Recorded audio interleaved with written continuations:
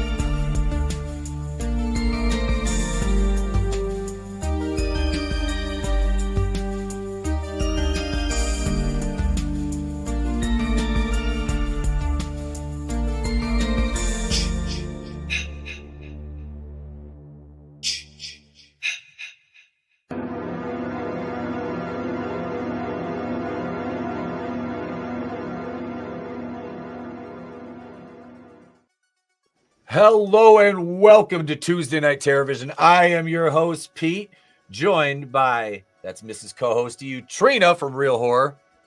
Thank you. It's nice to be here. And yeah, looking forward to getting into this review.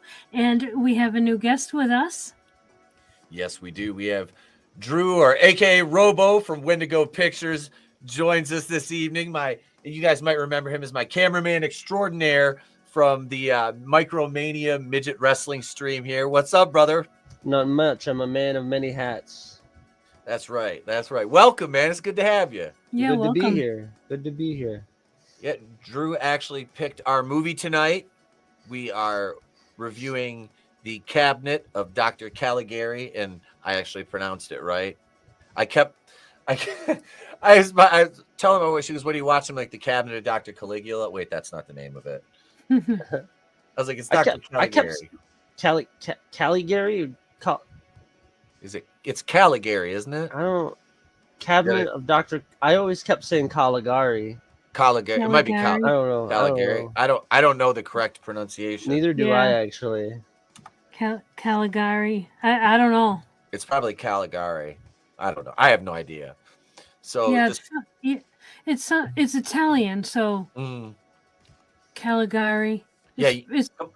Trina. This is your wheelhouse. Yeah.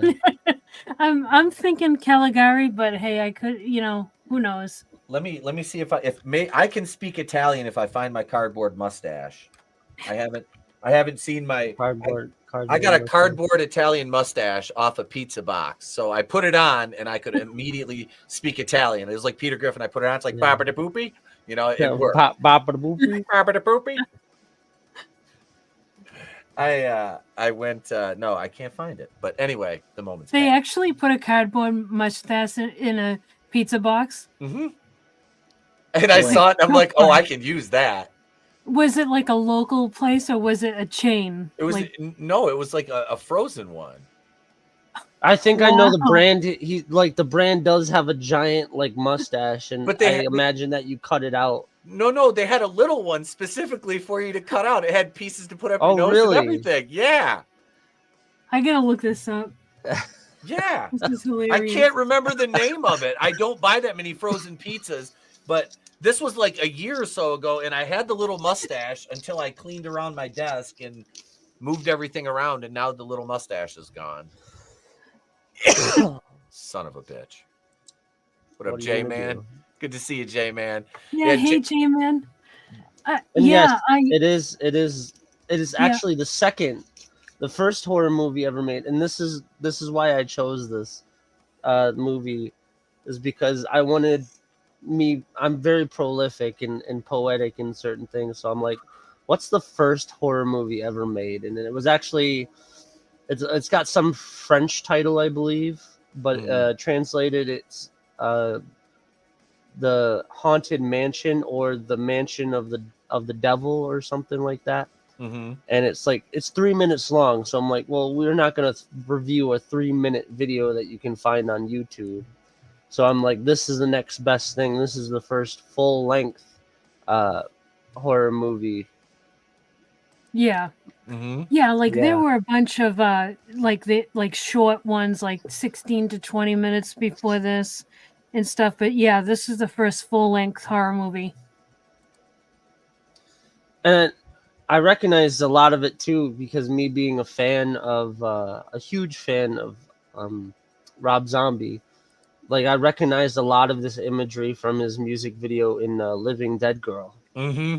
Yeah. Yeah, dude. I remember that video quite vividly, and yes, there is. Now that you mentioned it, there is. So wait, are you a Rob Zombie Halloween guy? Oh yeah, I've seen those. I like those.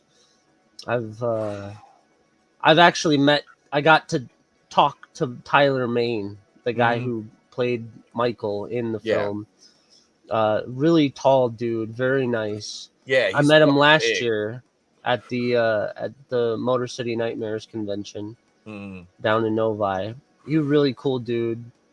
It was really cool to see him in Deadpool and Wolverine as well as the original Sabretooth. Really cool guy. We spent 4.5. We did a 4.5 hour stream, and we reviewed both of those back to back. And I watched them. I've seen them a few times each, and I had tried to block them out, and I had to watch them again this year because I'm not a fan.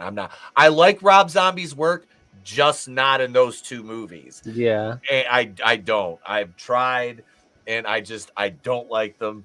And I was like, Blake was our guest. It was his first time on. And I was like, yeah, we usually do like, hour and a half, sometimes a little bit longer, maybe 2 hours. And we went 4.5 hours on those two movies. But Trina and I both had like notes and notes and notes and notes on them. And we picked the bones off those things. Oh yeah. It was like, yeah, I'm like, I tell afterwards to Blake, I'm like, I'm so sorry. It had to be done. It had to be done. Well, I needed to do those because I've now reviewed the entire Halloween franchise. I have a video for every installment of the franchise, like either on a live stream or a single release video. So, yeah, I got all those done. We got that. Trina and I did. What was it? Which one did we do? We did the whole. The third one. No, Phantasm. Phantasm. Yeah. We did the whole Phantasm franchise in one review. Last was that 2 years ago? I think it was 2 years ago now. We did those. Yeah. We did those, and we did a Hell House. Didn't we do one of the Hell House movies together? I think we did. It was the 3 of them. We did all of them. 3 of them. Yeah. We did all those, and then I did the spinoff Carmichael Manor. Have you seen any of those? I've seen Hell House. Hell House LLC. Yeah. I haven't seen the other one that you said. The second one is good. The third one is fucking batshit crazy. The spinoff is like it happens. I think it's a prequel kind of to the original. I think it's a prequel. Yeah. It was good. I enjoyed it. But yeah, the third one, despite its flaws, it's basically the RoboCop 3 of the franchise. I'm not going to sugarcoat it. It's the RoboCop 3. It really is. It's just like, Jesus, like that was a jump off. But no, they're still like when you watch the 3 of them, it's like they're decent. Like it's a fun trilogy to me. I was like, because I read somewhere about the Hell House movie, like it kind of piqued my interest. So I'm like, all right, I'll give it a shot. And it was on Shudder, so I subscribed to Shudder, and I was like, okay, all of them are on there. So I watched them, and then the prequel came out like last year. So I checked that out. It came out in October. I was like, it was good. So let's talk the cabinet of Dr. Caligari. Dr. Caligari. Dr. Caligari. Say what's Christoph Waltz? Say that one more time for me. Yeah. So this movie's from, it says 1921. Oh my God. This movie's 104 years old. This was directed by Robert. Is that Robert Vine? I believe so. Robert Vine. With a story by Carl Mayer and Hans Janowitz. Cinematography, Willie Hameister, and screenplay, Carl Mayer, Hans Janowitz, an $18,000 budget. It says, yeah, 18,000. Huh. So it took me a bit to like get into the premise of it, because it. Mm-hmm. But having seen the whole movie, I like how it's bookended. You know what I mean? Yeah, like, it's got a strange twist to it that I was not expecting when I watched it. Because what's the I love the reveal. Yeah. So like you start like just the way it started with them sitting on the bench, and he's all like, I'm being haunted by this like spirits. It's driven me mad away from my wife and kids. Yeah. And then he sits, and then the other guy sits there and tells the story about how the girl that just walked past them is his fiance. Yeah. Because that I can't remember the guy's name. I can't remember the name. I can't. Francis, I believe. Yeah, the younger guy is Francis. I don't know. We don't know the name of the older guy. Because I don't think it's important.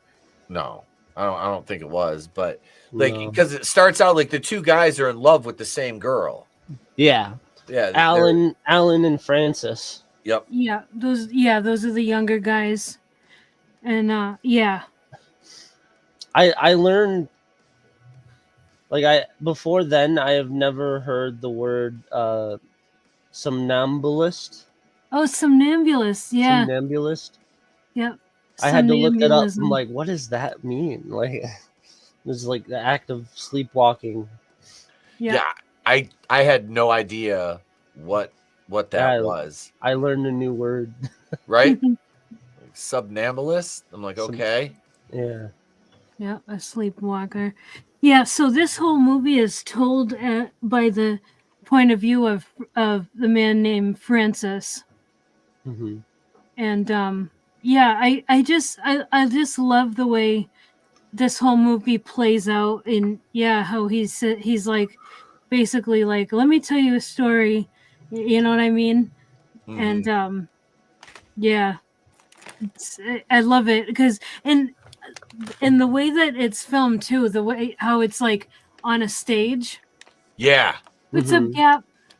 And it's like this is back in 1921, so this very old, and I really liked the visuals of everything, how everything was kind of crooked and angular, and almost cold at some parts, and then warm in other parts when it was like an orange color. Yes, and I was reading that this movie was a direct influence on Tim Burton. You know how things are kind of askewed, like doorway weird and stuff. That's Tim Burton style, and I never knew until watching the movie that this is where he got that style from. And there's another director that was influenced by this one as well. But that was interesting to read as well. Well, yeah, I noticed the doors, and me being, as anal retentive and I am about things like that. Yeah, I was like, there wasn't a square door frame that entire movie. No, like it was tripping me out. Like the top of the door, trapezoids and stuff. Yeah, I was like, that's a rhombus. What the hell? Like, what are we doing here? Yeah. No, I love you were talking about the presentation of it. I love the stage look of it, the aesthetic. With you can tell with her hand painted backgrounds. Yeah, and they'd have like one tent, and then they'd have like the fabs up, like the fascia. Of like things. It was so neat looking. The doors open, and some of the wall, like the house of the doctor looked like it was made out of cardboard. And almost like it was very cartoonish before cartoons were even a thing. Mm-hmm. I believe cartoons weren't a thing until like the 1930s. Yeah, I can't remember. But like like everyone's like clearly have makeup. Like the Dr. Caligari's makeup was like very grim and had like accented the lines on his face. Mm-hmm. Yeah. And he had those gloves that had those 3 inky black lines on them. Yes. Cartoonish. Yeah. Yep. I love that. It was a neat aesthetic. Yeah. It really was. But like, you're talking about that too. Like the police station was like that. It was like, it was just the one, like the table that they're sitting at, you know, and there's like 3 of them there. Yeah. And they only show that one table. spot. That one spot. That table. Yep. And then them going down the stairs after leaving that room. Mm-hmm. You kind of get a sense where everything is. Yep. Yeah, it's like the Seinfeld apartment. Yeah. It's like there's no way this thing could exist in reality. Yeah. But so the fair, like it's a big deal because the fair, what is it? West, what was the name of the town? West Holstenwall. Holstenwall, yeah. Holstenwall. Yeah, so the fair's coming there, so that's a big deal. And I like how they have like the newspaper. They'll show like the newspaper clipping, you know. Yeah. Yeah. It was just cool. Yeah, it was. But I mean, think about it. And then like the way we haven't really talked about the way it was scored. You know what I mean? Like the music for it was the music was the only audio that it has. Yeah. The fact that that the audio had to work overtime to set the tone, and that just goes to credit whoever scored the movie. Mm-hmm. I believe it. I think at the end of the film it said refurbished in 1992 or something like that. Yeah, 1990 something. Yeah. Yeah. Yep. Because I, you know, like I said, I don't know when it was scored, but credit to whoever did to make the tones of the scene much more like heavy and like really make you feel the emotion of the scene. The film was scored by Giuseppe Becce. Giuseppe, it's B. What is it? B. When did he score it? I don't have a date, but let's see, the Italian-born film score composer who enriched the German cinema. Giuseppe Becce. Let's see. Becce. He was born in 1877 and died in 1973. That gives him a long time. Yeah. Yeah. Let's see. I'm looking at his filmography right now. He did Caligari in 1920. Okay, well. Yeah. We did film it right off the go. I didn't really know if they redid the music later. Yeah. No, he's the original composer. Yeah. Okay. Yeah. Jesus. And I believe this movie came out right after Germany lost World War I. I believe I read. Yeah. That's an image of the fair in Holstenwall. And yeah, I just can't believe this is all on a stage. Like it's amazing that they told a whole movie, a whole story without going anywhere. Yeah, without going anywhere, just a stage, just painted backdrops and costumed people, like theater, like this. Yeah, it blows me away. I loved watching this movie. Yeah, it's a great time capsule. Mm-hmm. If you really look at it, like how it was shot, and like we're talking about here, like look at, you've got your cart here, and then you've got your background, your tent, and they're going down the stairs, And yeah, it's like you can see them later when they're going through, like they have the town set up there, I think, at one point. Yeah. Like, Yeah. later, and you see the people like walking through it in the background through like the little stairs and in between the sets. It was it's just it's really cool. I dig it. I dig it. Yeah. They did a lot with just a little bit of stuff and just a lot of imagination. Mm-hmm. It really is like, yeah, you really gotta appreciate it. Oh yeah.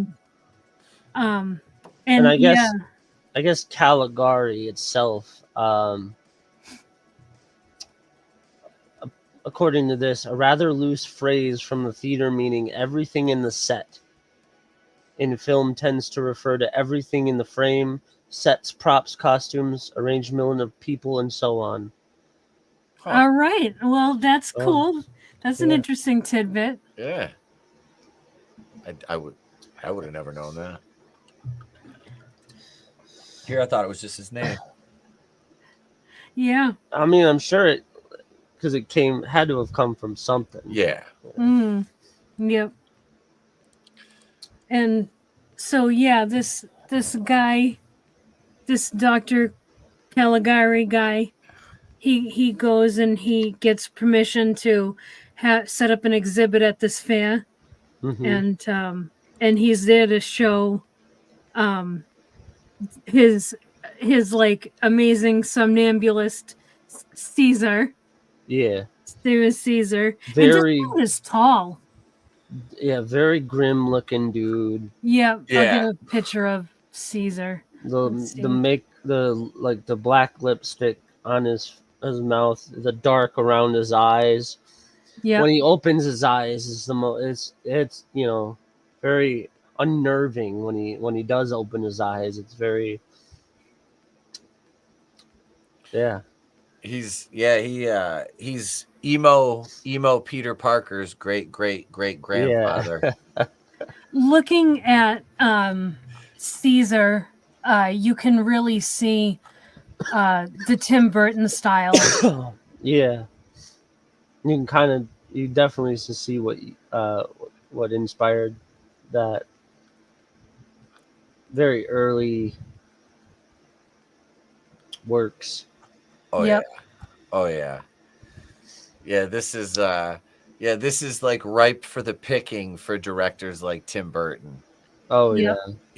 I mean, there's so much to be gleaned from just the way, the aesthetic of it, and the look, like you said, the characters, the makeup, the way it's Burton.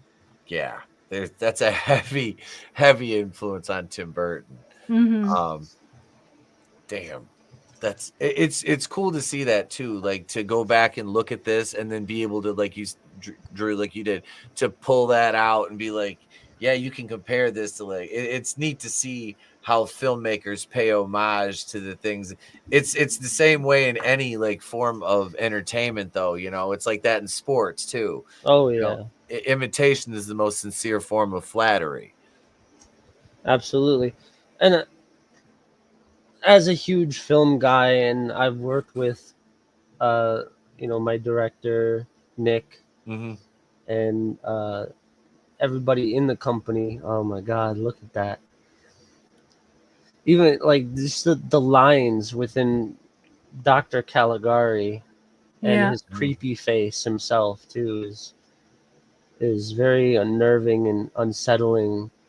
And for its time, it was terrifying, I'm sure. And it's funny how things like this is very tame to us now. Like, yep. We've become so desensitized to horror. To over the years, and like now watching like stuff even in like 1970s, like how terrifying Halloween was, or even Jaws. Yep. I remember like when Jaws came out, no one was going to the beaches. Yeah, the beaches were empty for like the whole summer. Yeah, and now like you'll see Jaws today, and like, oh yeah, and then go swim like an hour later. and feel perfectly fine about it. But you know, it's just funny how horror has to keep evolving to these more horrendous and violent scenes and unsettlingness. Well, look at Psycho came out in the 50s, right? That was Psycho. Psycho was another one that was a transcendent horror movie for its time. That was Alfred Hitchcock. Yep. Yeah. Absolutely. And we watched, what was it from 64, Trina? The Mario Bava movie. Blood and Black Lace. Yes, yes. And that, you know, that's more suspense than horror, but we're watching the Giallo movies right now. J-Man's our Giallo guy. So we've done The Bird with the Crystal Plumage. Tenebrae was fucking amazing. Awesome. And the soundtrack to Tenebrae is it's incredible. Yeah. And we just watched the Mario Bava one, Blood and Black Lace. So yeah, I'm into like you can see, like, the point I'm getting is, like, and then you branch into, like, from like movies like the suspense into your 1970s, which begat the slashers with, you know, Last House on the Left, Texas Chainsaw Massacre. You know, The Hills Have Eyes. Hills Have Eyes. Thank you. Yeah. And those were your early slashers leading into, you know, Halloween in 78, and then all the floodgates open. Then you'd have 1980. There was like Madman, The Burning, Friday the 13th. You know, there's a litany of movies. Another horror movie fun fact: Halloween saved cinema. Because of how what much do you mean money by that? made? So at the time, before Halloween came out, what people call the silver screen was dying because television was king at the time. Everyone was staying at home watching their sitcoms. No one was really going into the theaters. And the big problem was no one was interested in what was going on in theaters. So the people who made Halloween got together and they wanted it to be theater of the mind. Notice how there's never any actual blood in the Halloween movie. It's a theater of the mind. Yeah. Using old methods to new degrees got people. So, like, I believe they put it in smaller theaters first. Yeah. In case it flopped, then they could bury it easier. But it kept exponentially growing because those people, the first people would go see Halloween. Then those people would go home and tell other people, and then more people would come in, and then more people, and then eventually, like, it became one of the highest grossing horror movies of all time. Until it was beaten by, I think, like the Blair Witch Project, I believe, if I'm not mistaken. I think it was Blair Witch, because I remember when that came out, that movie was huge. Like that was big in the lost film genre of horror. Oh yeah. Yeah, that's like the granddaddy of them all in that. So you could even, so like I was saying, you could consider Halloween to be the savior of cinema. Yeah, you look at it like that, absolutely. Yeah, theaters dying, and then you have the little engine that could, as it were, with its glorious Steadicam work. And Dean Cundy is one of my favorite cinematographers now. Like his work is freaking just. I was like, you could just see a Dean Cundy movie because the wide shots and the filters he uses on the lenses. It's like, yep, that's a Cundy. That's a Cundy. Oh yeah, absolutely.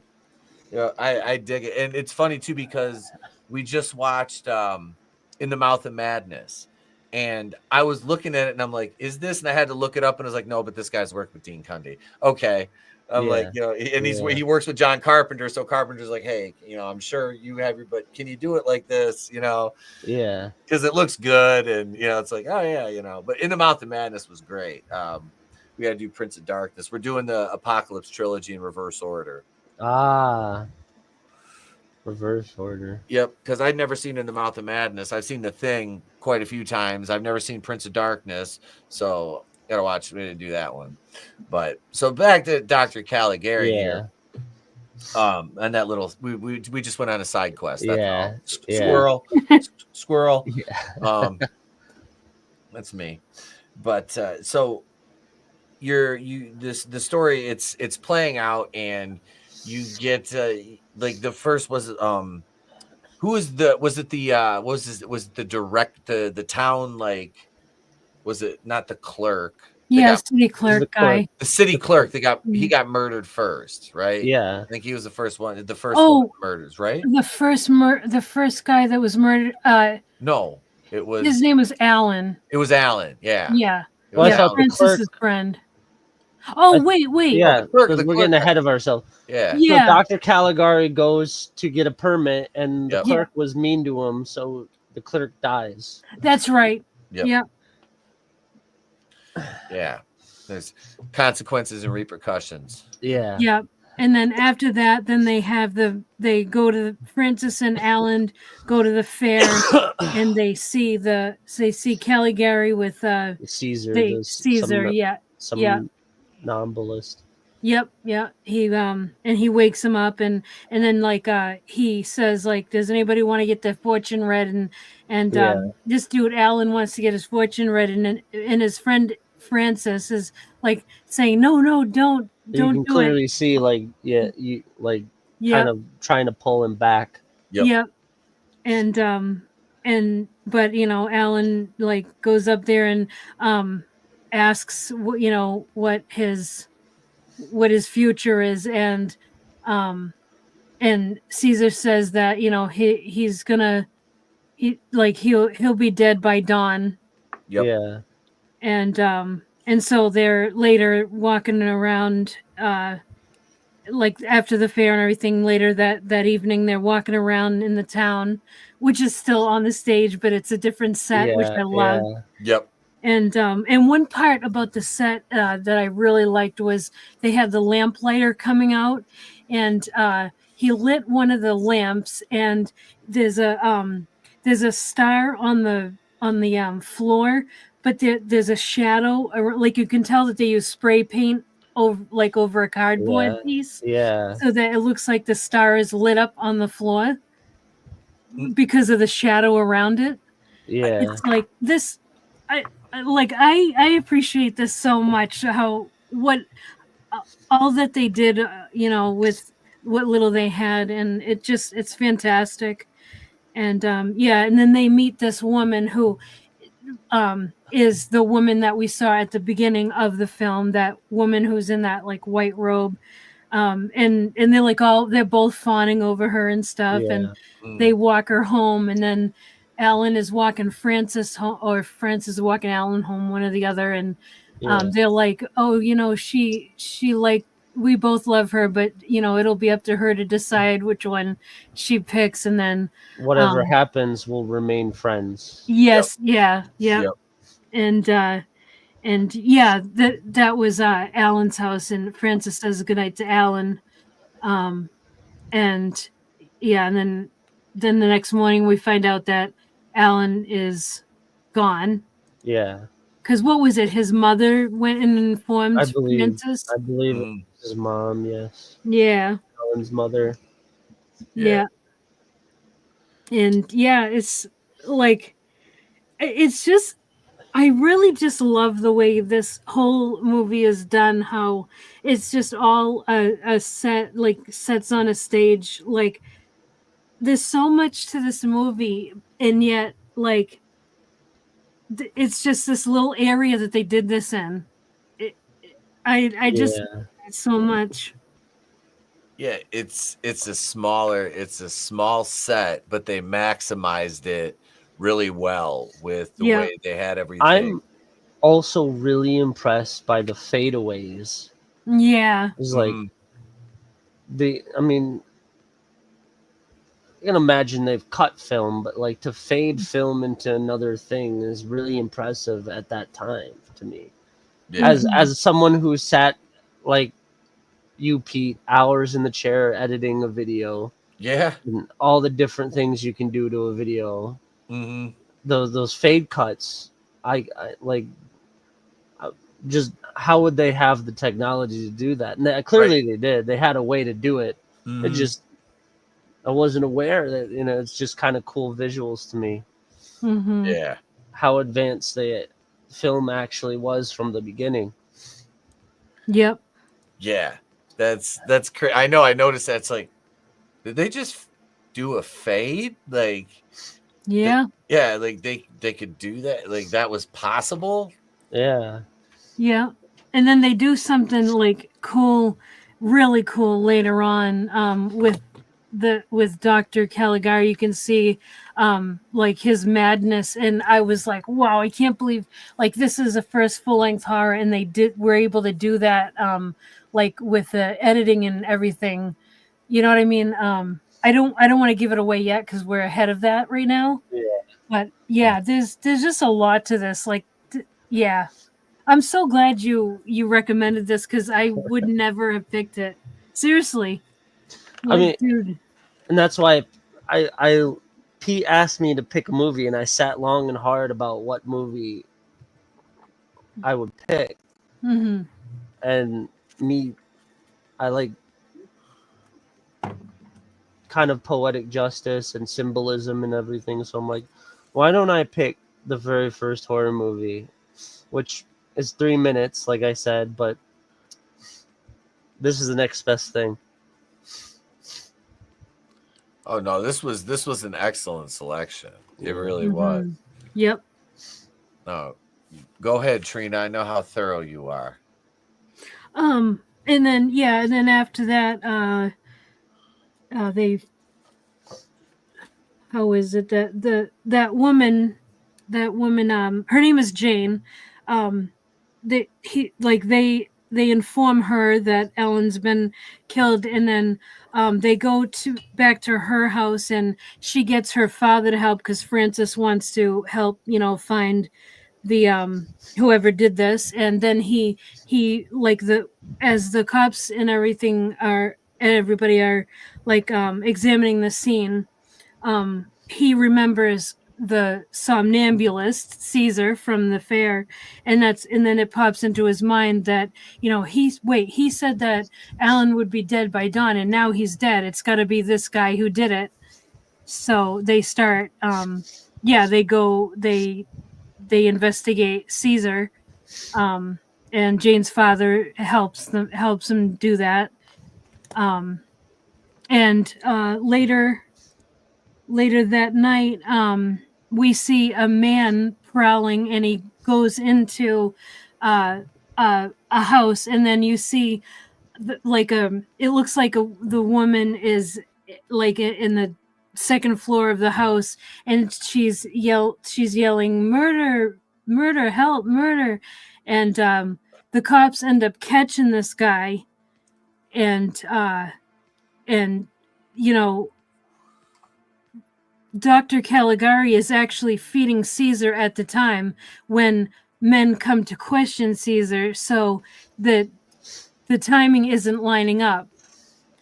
And so the police bring this like attempted murderer down to the station, and he's like, he admits his crime and everything.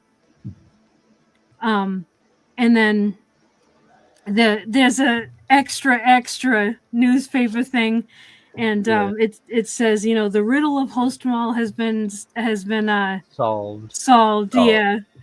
The double murderer is caught in his third attempt, and you can see it cuts like to Caligari. He's pleased, and then they leave, and he's sitting there like he's standing there laughing like something's up with him. He got away with something.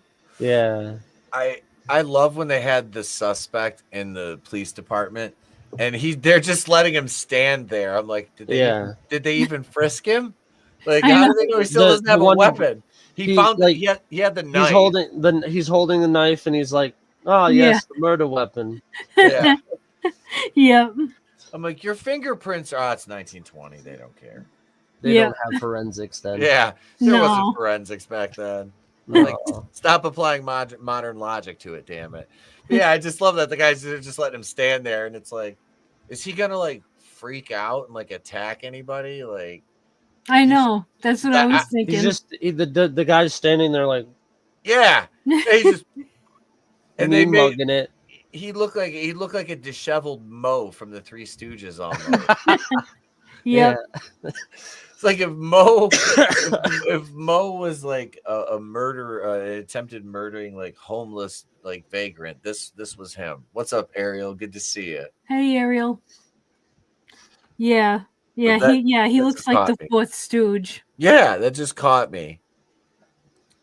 I think the fourth Stooge wasn't he Shemp? That was Shemp. Yeah. Yeah, that was Shemp. That was also a requirement for every woman I dated. I asked them, "Do you like the Three Stooges?" If they didn't, it probably wasn't gonna go too far. Never did. Yeah. Never did. My mother hated the Three Stooges because my brothers used to act it out.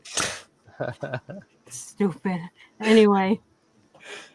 But yeah, my father, oh my God, he used to howl at them. Ooh, early comedy. Yeah. Yep. And then yeah, so later on, Jane is worried because her father hasn't come back yet. And then the murder at the police station, he's like, yeah, it's true that I tried to kill that old woman, but I didn't kill those other two. And he's like, so help me God. And I love it how, this is early, 1921. So they take his word for it because he says, so help me God. Like that actually means something back then. Yep. Yeah. If a woman said it, they would have been like, witch, and just burned her. Yeah. And then she goes, she goes to see Dr. Caligari, and she's like, well, I thought my father would be here, and her father is Dr. Olson, and he brings her into and to talk to Caesar. And this actually happened at the fair. Yeah, so she goes to talk to Caesar, and he just stares at her, and she gets like she looks freaked out by this, and she leaves. But the look on her face, she looks kind of like entranced by it, like simultaneously freaked out and simultaneously horrified and yet intrigued. Yes, exactly. Hey, Papa Cotton. Hey, Papa. Yeah, and then she leaves, and then that night, she's sleeping, and Caesar comes, and he has this knife, and he's holding it up, and he was about to kill her, but then like he at some point drops the knife or something, and she wakes up, and he takes her, like, well, they have a struggle, and then he takes her, and he takes her away. I feel like he like fell in love with her or something. Yeah. They had they had some kind of connection. Yeah, it was weird, like, but you could kind of pick up on it. Yeah, when he took her away, because he wasn't hurt. He was gonna hurt her at first, then it was like, no. Mm-hmm. It was almost like what Frankenstein's monster kind of. That's what it reminded me of too. Frankenstein a little bit. Yep. Very much. This was before Frankenstein even came out. Yeah. It was. It had to have influenced like the style of the film. Oh yeah.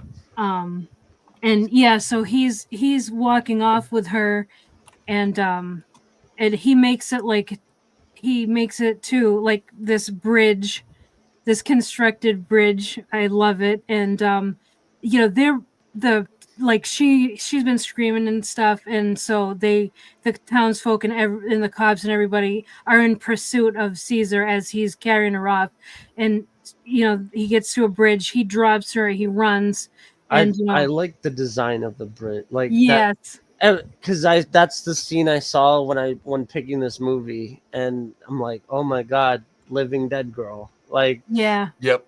Rob Zombie all the way. yeah. It's a beautiful set, and the mountain too, like it's just awesome. You think about, because those are all hand painted. Think about how much time went into set design for that. Yeah. Like you're talking probably hundreds of hours of building and painting and sand, all that just to make those sets. Most of that budget's probably went to spray paint. Yeah. Oh, I'm sure. Yeah. Yeah, absolutely. And so he drops her, and they take her, they rescue her, and she's passed out. Like, it's like during this whole thing, she passed out, and he manages to escape, and also when he first grabs her and is leaving with her, like he goes like up on the roof and like down the side of the house and stuff to escape. It's actually really cool how they did that. Yeah. Like I would love to see this remade if it was a faithful remake. You know what I mean? Like I could see this modernized and be a really good movie. Absolutely. I was thinking the same. I'm sitting there watching it I haven't seen the new Nosferatu yet, but in my back of my head, I'm like, Nosferatu just got like remade. I wonder if they made this movie today, like I can see it being an absolute hit. Oh yeah, absolutely. Like if they did that same kind of style, that gothic style, that would be beautiful. Yeah. And then so they get the woman to her home, and Frances and her dad are there, and she ends up waking up, and she's shouting for Caesar, and Frances says Caesar can't have done it. I've been watching him all day. Yep. Yeah, he's been asleep in his box in his cabinet, and so Frances goes to the police station and asks if the prisoner is safe in a cell, and we see him that and I love this, the prisoner in his he's still cell. mean mugging it. Eating his food, mean mugging it. Yep, and they got him chained to this this rock that they've created. It's fantastic. Very medieval. Yeah. And I love that, and so that's confirmed. He definitely wasn't the one to do it, and so then the cops pay Caligari a visit, and they go to take the box, that the cabinet thing that Caesar is usually kept in, and they're bringing it out, and they put it down, and then they open the box, and inside it is like a cardboard thing, like a dummy.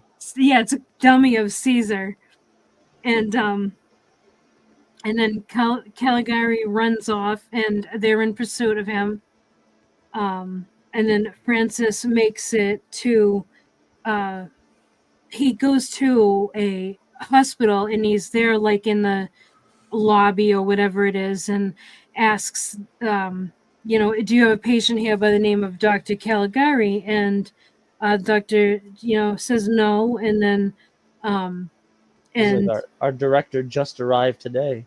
Yes. Yeah. And so he's like, would you like to speak to him? And Francis says, yeah. And so he goes to the director's office, and we see that the director is Caligari. Yeah. Yep. And that was a neat reveal right there. And Francis is like, whoa, and he kind of runs off like he's scared, and he actually faints. See, this is the part where the story kind of loses me too, because Dr. Caligari saw that Francis was there, and that he saw that he was the director. Yeah. At that point, you'd think, oh, it's all over for me, but I'm going to sleep in my bedroom. Yep. While in the next scene where they go investigate my office, I'm just going to sleep soundly in my bedroom. I know. Yeah, that was a little weird. Yeah.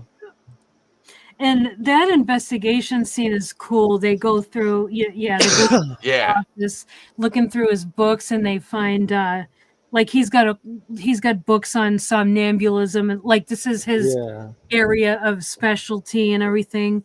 And then they find his diary, where he's like, finally they've brought in a patient with somnambulism, and he can finally like commit crimes for me. Yes, yeah, like this, they really reveal his like really like twisted like very twisted psychiatry of the doctor. Yeah. And then they read further in the diary and realize that Dr. Caligari was someone in the past. Yes. And he wanted to know the secrets. Like, the director wanted to know the secrets of Dr. Caligari. So he wanted to get into the psyche of Dr. Caligari, which is why he committed the murders. And I think the German words were interesting when the German words were flashing on.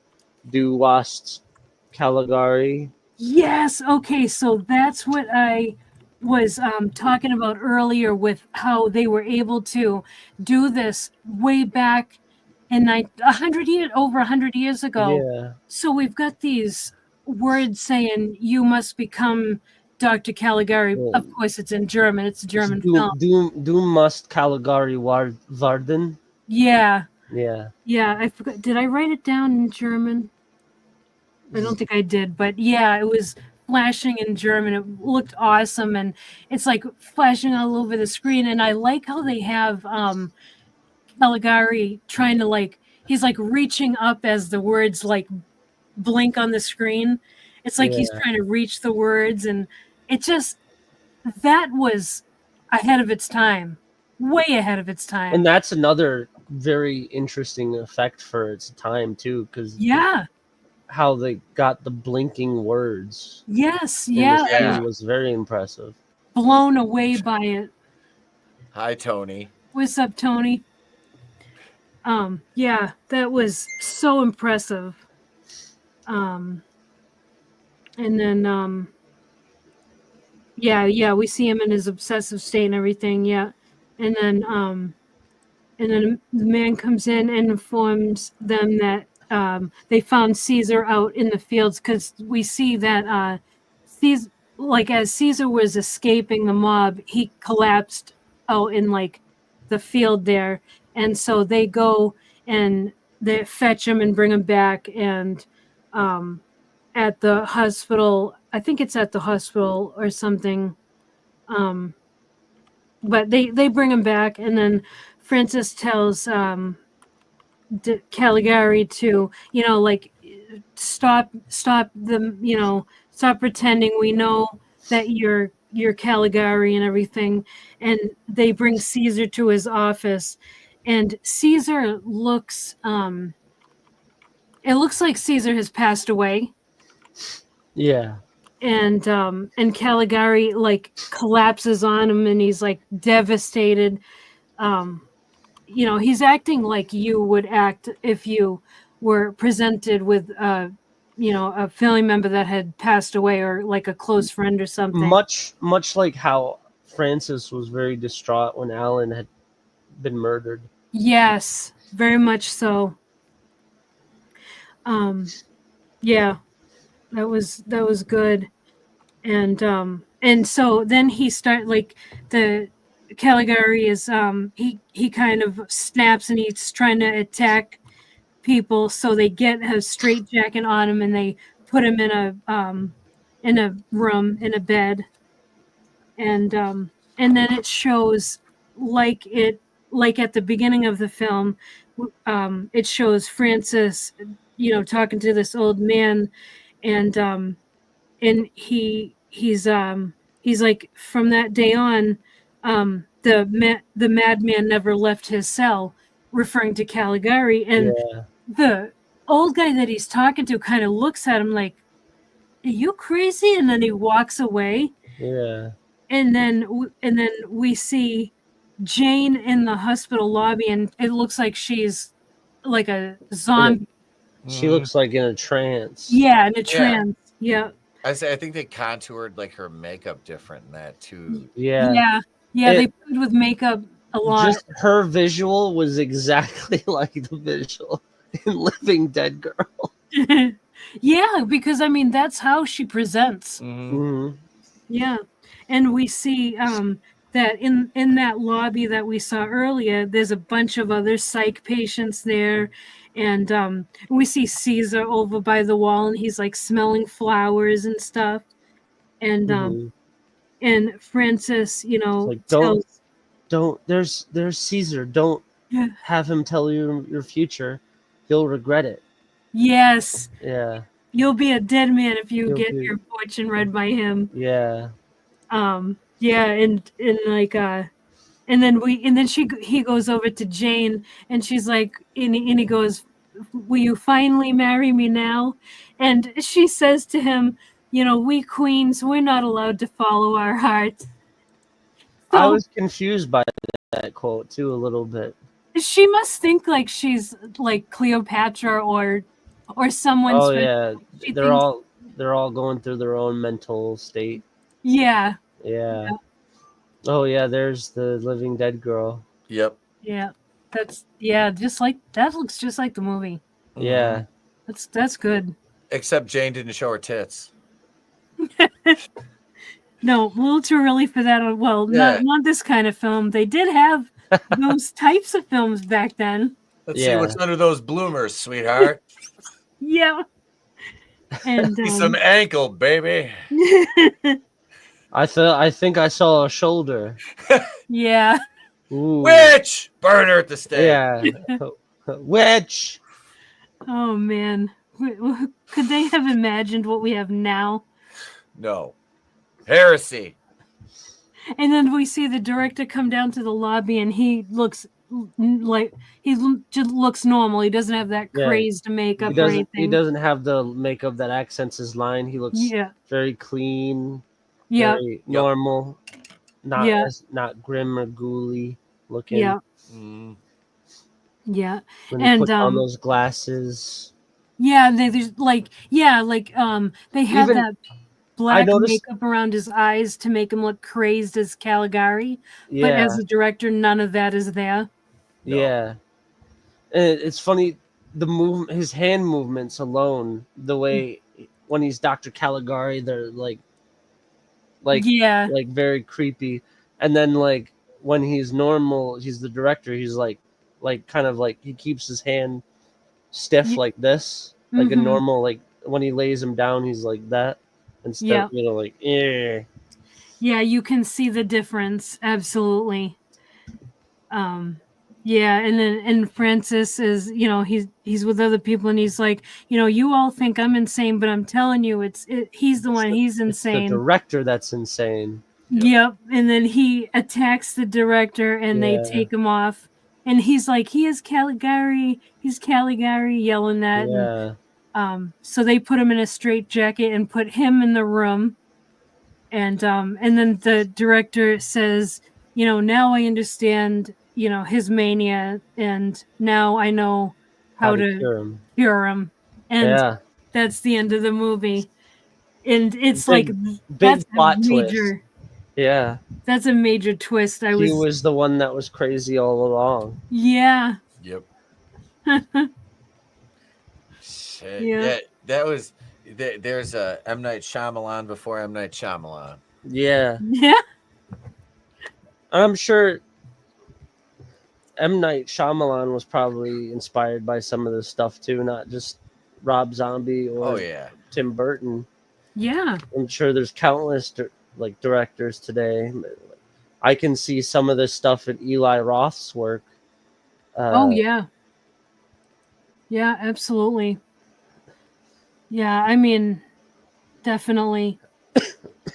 There's got to be this movie had to have influenced many other movies. Oh yeah, absolutely, and it lives on because think of how many newer directors out there that are inspired by Tim Burton's work, right? And Tim Burton was inspired by this. Yeah, and that's it. It's a rabbit hole. When you're interested in something and you're trying to absorb and glean everything you can from it, you're going to start pulling those threads. And it's like, yeah, I really like Tim Burton's work. What inspired Tim Burton? And then you start going down, these kind of rabbit holes. Black and white stuff. Yeah. And it's like, oh, wow. Okay. It's a whole new, basically era of films that a lot of people would pass up. And this is a kind of movie that you wouldn't know unless you went looking for it, like I did. Mm-hmm. Right. When I went looking for the first horror movie of all time, because the Universal monster movies were the earliest shit that people remember, and those came out in the 1930s. Yep. Yeah. Yeah. Frankenstein was 1931. Yeah. What's it? Bela, or no, Boris Karloff. Sorry, Boris Karloff.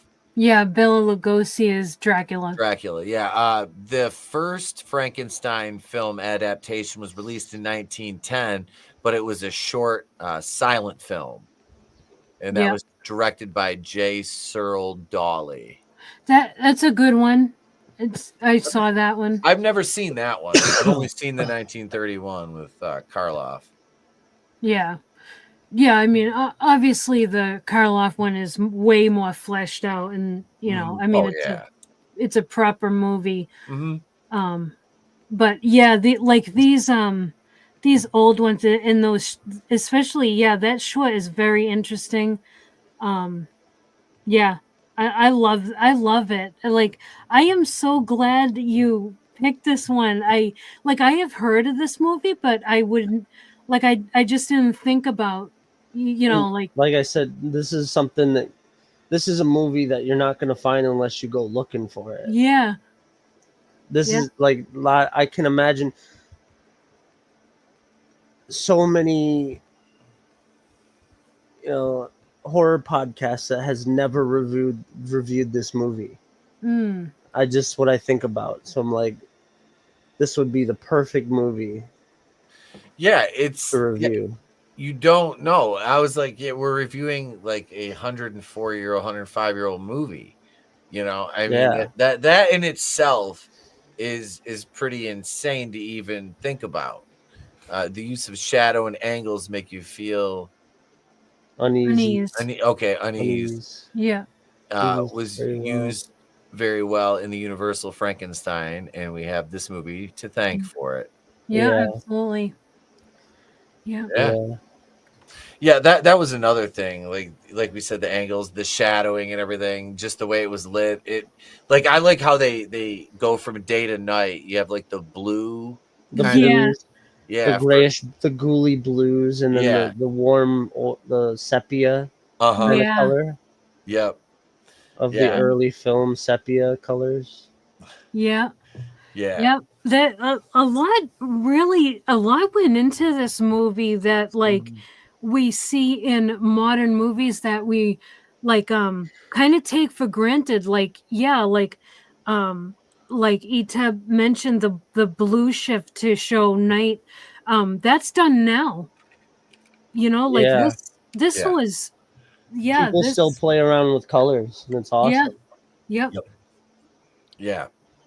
It just shows, like we said, the influence of how even something as old as this can influence today's filmmakers in just little ways that kind of give you that just feeling of you've seen it before. Yeah. So that's neat, because that's the beauty of the art, to me anyway, when I look at movies, is like that ability to entertain and yet it evokes something, you know, that raw, visceral, emotional response from you, you know, in terms of like enjoyment or nostalgia, you know, whatever the case may be. But you'll never truly be fully lost in it because it feeds off emotion. Yeah. As a kid, you wouldn't catch me dead watching a black and white movie because I don't get it. I don't understand the emotional complexity in it. As an adult, you understand that I could watch Casablanca in black and white and understand it to the same complexity, even though they speak differently. They, you know, just a whole bunch of different. And it was a very different time. Yeah. The themes of the time are very different. You know, the way people thought were very different, and you're still able to follow that despite not understanding what they think, how they feel, because the movie tells you how to feel regardless. Yeah. Yeah. Yeah, that is, man. And to do like with it's easy to do that with dialogue to translate emotion, but to do that with like a silent film is, especially like we said, given the technology and the things that they're working with and the methods they use, is pretty rad to see, you know, how this came across. Because like I said, the last time I watched anything silent was I was probably 8, 9 years old, and it was because my mom was showing me Charlie Chaplin stuff. And you know, that's the only and then you're looking at the watch like, can I go watch my cartoons now? Right. I'm like, can I play Nintendo or watch watch Muppet Babies or some shit? Can I go play my video games now? This is cool, Mom, whatever. Yeah. You know, I like the Three Stooges, but the Three Stooges, you know, they had sound effects and stuff like that. And I like the physical comedy stuff. It was the silent films is you gotta rely on the cuts of dialogue that they show you physically. Yep. And then the body language of the people is what you're reading. Yeah. And what I loved about this film too is that even in a black and white film, because this is a black and white film, they used color. Yep. Yeah. Like solid pieces of color that they from the sepia oranges to the grayish blues. You know, they made really good use of it. And, you know, thank God we have access to a lot more colors than that. But, you know, how limited they were in their technology. I think the first the first camera was invented right as the last cowboy died. So, you know, that era, right at the end of the Wild West, is when film started becoming a thing. And to see how far they got, because that was when was the first camera invented? It was like 1826. Wait, developed in 1816 by Nicephore I'm not even going to try that. It's French. Though the earliest surviving photograph, View from the Window at Le Gras, was created in 1826. So this was 1821. And I know they used, like, motion pictures was a thing you could do in the Wild West back in the day. And I think the first, I mean, pictures were a thing, but motion pictures, being able to film movement was done during the Wild West. So see that, like, roughly 1880s, roughly. From 1880s, from the first, like, movement of film to 1921 is a huge leap. And to see where they got, like, the technology they had from that short a period of time to do all those fade transitions and and the editing that they did to the thing is really impressive. That's a huge jump in cinema and cinema technology. Yeah. Yeah. Oh yeah. Absolutely. And you know, the funny thing is too, you look now, and I have such a greater, I always have had an appreciation for practical effects, but now with especially going through like the Marvel phase of movies where everything had to have CGI, CG and green screens. Yeah. It's so refreshing to see movies go back to practical when they can, because it, number one, it just looks better overall. It always does. It always has. It always will. Number two, it just ages better. Like, look at the early CG from like the 90s now, from like the Blade movies, which at the time were considered good. You know, a lot of people keep feeling that CG is aging backwards. If you look at the really good CG movies like Lord of the Rings and fucking Pirates of the Caribbean, where it still holds up really, really well. Yeah. It looks great on screen. Like, even the CG that they did in Jurassic Park still looks really good. Oh yeah. But I feel like it peaked at Pirates. And then since then it's just gotten worse and worse and worse. Because they rely on it too much. Yeah. Like, I don't understand that, how CGI has gotten worse. Right? It's regressive. It doesn't make sense. Yeah. Like, especially with the advent of more technology, you would think it would improve, but and better like processing engines and stuff like that. You'd think it would be way more realistic, but I can't remember what movie it was. We watched not too long ago, but there was CGI in it, and I was like, oh my god, this is so bad. You would think that it was way early CGI, but it's current day, and I don't understand this. I have to look at the movies we watched. Watching like what people call Smart Hulk in the new, I'm at the point where I don't go watch superhero movies anymore. I'm over them. Yep. Like, I mean, some of them are good, and I was really interested in the overarching story of the entire MCU. But I feel like superheroes are just so oversaturated. Like, I at this point, I'm like, I'll go see the ones I want. I don't care if, like, I'm really tired of superheroes in the box office. Yeah. When every single big movie is a MCU movie. Yeah. You know, it's like, oh, what's the big movie coming out this quarter? Wow, we've got another Marvel movie. It's like, oh god.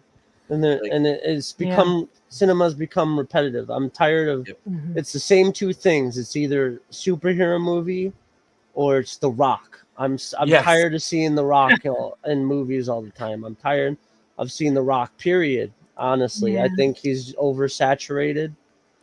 You know, he's not even a good actor. He's the same. It's the same character.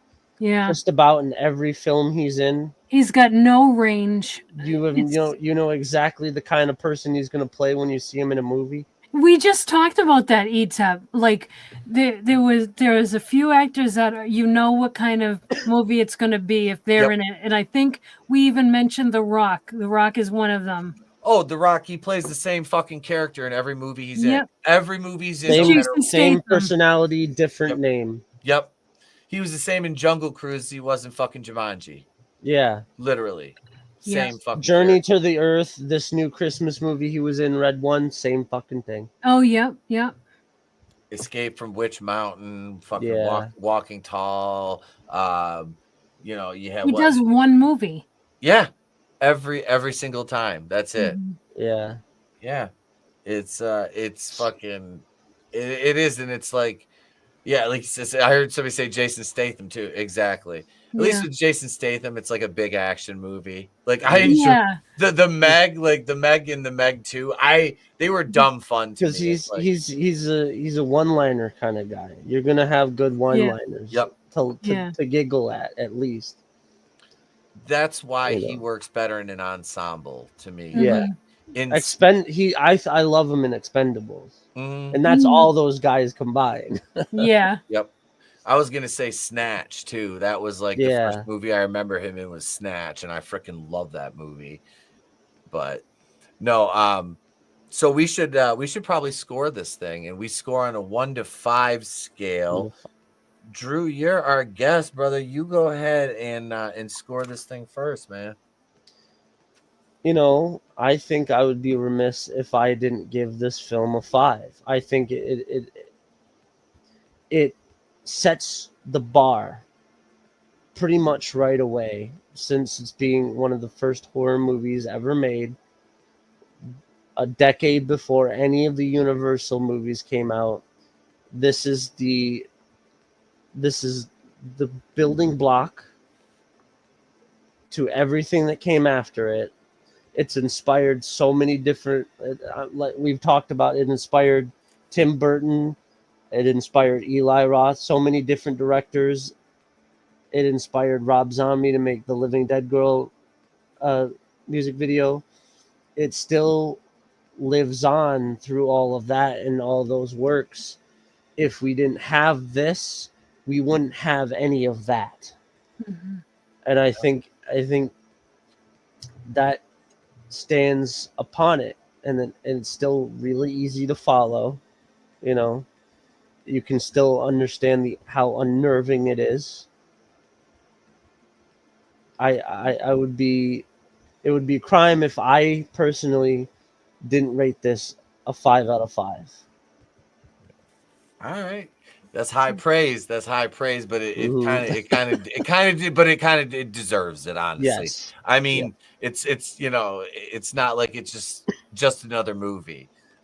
You know, this is a, like you said, the foundation of horror. Trina, go ahead. Yeah, I've got to echo the same sentiments. I'm going to go with a 5. And yeah, for the exact same reasons. I love what they were able to do. You know, all the stage work and the costumes and all the spray paint to make the scenes. I just absolutely cannot praise it enough, to be honest. All right. So I guess that just leaves it up to me. I give it a 1. No. This is and we were just talking about this the other night. I think it was last week, Trina, because we said there's very few movies we've given 5 out of 5s to. And I think, Drew, we were talking about this too when we were messaging the other day.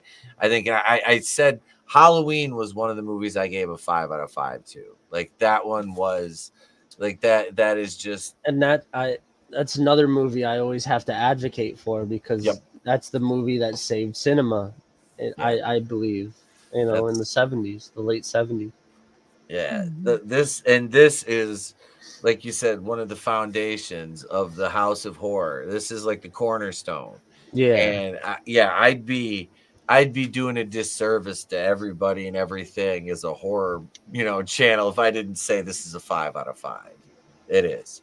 It really is. It's like you said, from the influences to the editing, the oh my god, the editing was fucking for a movie that released, like I said, I've beaten this drum, but like 104 years ago, the editing is phenomenal. It really is for its time. Absolutely. Huge leap. This is perfect 15. Yep. I don't think we've ever had all three of us go perfect scores. I don't really think we have. No, I can't think. You and I have, but I don't think. No, not with we've done like with a guest. No, I don't think so. No, this is this was freaking excellent. Absolutely, man. Excellent selection, brother. Thank you.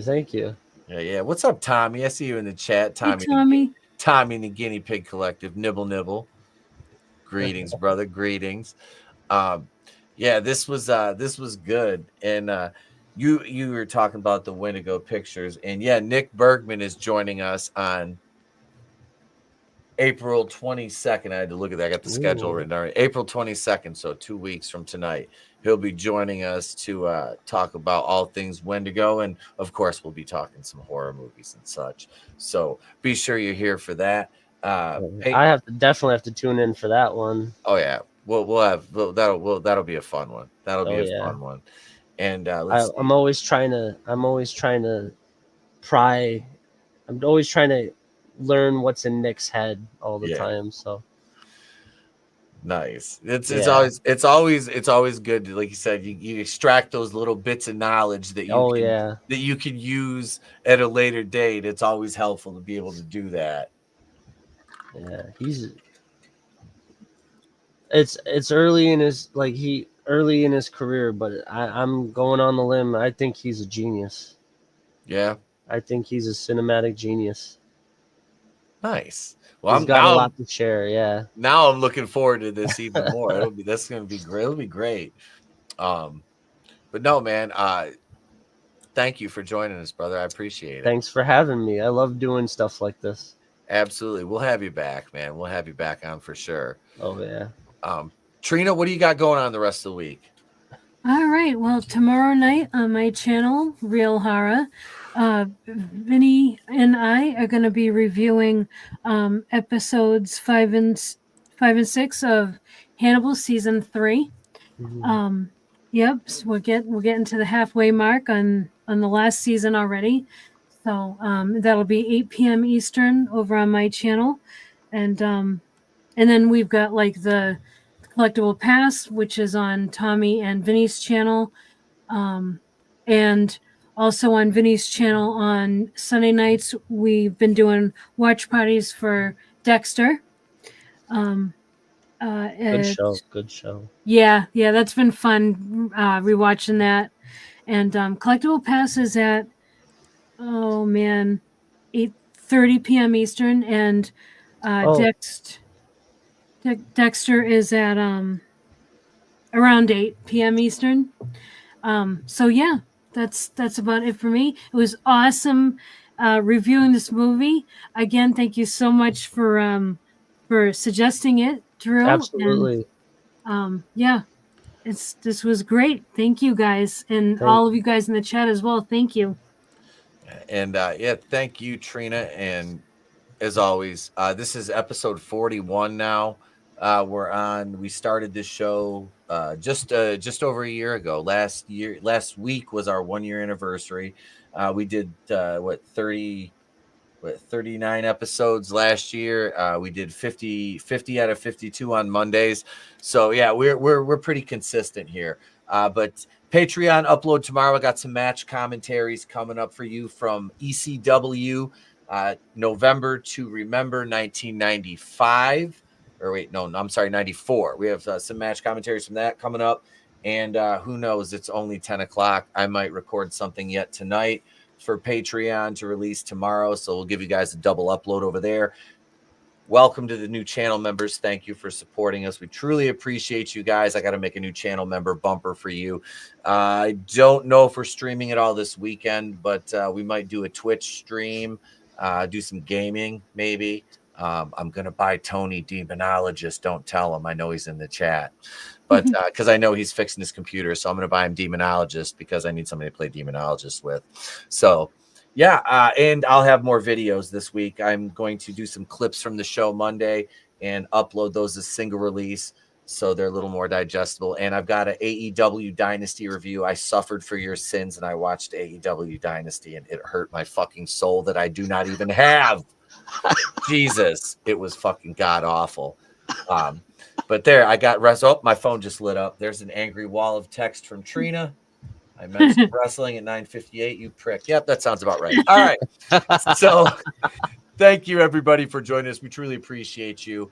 Remember, folks, how we always sign off. I forget sometimes. No, if we don't see you, have a great day, a pleasant tomorrow. We'll catch you on the next one. And remember, it is always better to burn out than fade away.